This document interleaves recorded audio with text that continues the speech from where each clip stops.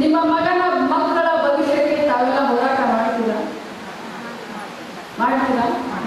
ನಿಮ್ಮ ಮಕ್ಕಳ ಭವಿಷ್ಯ ಉಜ್ವಲ ಆಗಲಿ ಅಂತ ತಾವೆಲ್ಲ ವಿಚಾರ ಮಾಡ್ತೀರಾ? ಯಾರು ವಿಚಾರ ಮಾಡ್ತೀರಾ? ಕೈ ಎತ್ತಿ. ಒಬ್ರು ಕೂಡ ಕೈ ಕೆಳಗಿಲ್ಲ.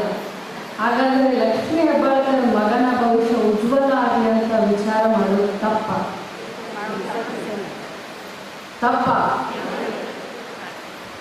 ಮಗನ ಭವಿಷ್ಯ ಸ್ವಲ್ಪ ಹೆಚ್ಚು ಕಡಿಮೆ ಆದಾಗ ತಾಯಿಯಾದಂಥವಳು ಲಕ್ಷ್ಮೀ ಹೆಬ್ಬಾಳ್ಕರ್ ಯಾವುದೇ ಮಳೆ ಇರಲಿ, ಚಳಿ ಇರಲಿ, ಗಾಳಿ ಇರಲಿ, ಗಟ್ಟಿಗಿತ್ತಿ, ಹೌದು, ಬಟ್ ಜೊತೆಯಲ್ಲಿ ನಾನು ತಾಯಿ ಕೂಡ. ನಾನು ಒಬ್ಬ ತಾಯಿ.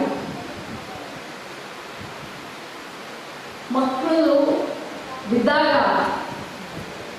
ಸಂಕಟ ಆಗುತ್ತಲ್ಲ, ಆಗ್ಬಾರ್ದು? ಆಗ್ಬಾರ್ದು? ಲಕ್ಷ್ಮೀ ಹೆಬ್ಬಾಳ್ಕರ್ ಸಂಕಟ ಆಗಿದೆ. ಆ ಸಂಕಟ ಆಗಿದೆ ಅಂತ ಕೈ ಕಟ್ಟಿ ಕೂತ್ಕೊಳ್ಳುವಂತ ಜಾಯಮಾನ ಕೂಡ ಲಕ್ಷ್ಮೀ ಹೆಬ್ಬಾಳ್ಕರ್ದಿಲ್ಲ. ಆದ್ರೆ ಬಿದ್ದು ನನ್ನ ಮೀಸೆ ಮಣ್ಣಾಗಿಲ್ಲ ಅಂತ ಹೇಳುವಂತ ಬೇಜವಾಬ್ದಾರಿಯ ಹೆಣ್ಮಗಳು ಲಕ್ಷ್ಮೀ ಹೆಬ್ಬಾಳ್ಕರ್. ಸೋಲನ್ನ ಗೆಲುವನ್ನ ಸಮಾನವಾಗಿ ಸ್ವೀಕಾರ ಮಾಡಿ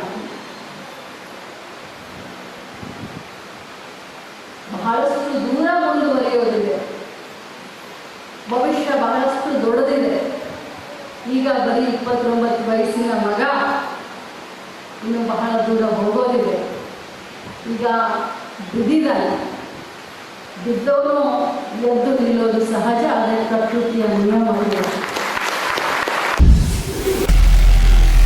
ನಾರ್ತ್ ಫಸ್ಟ್, ಉತ್ತರ ಕರ್ನಾಟಕದ ಆವಾಜ್.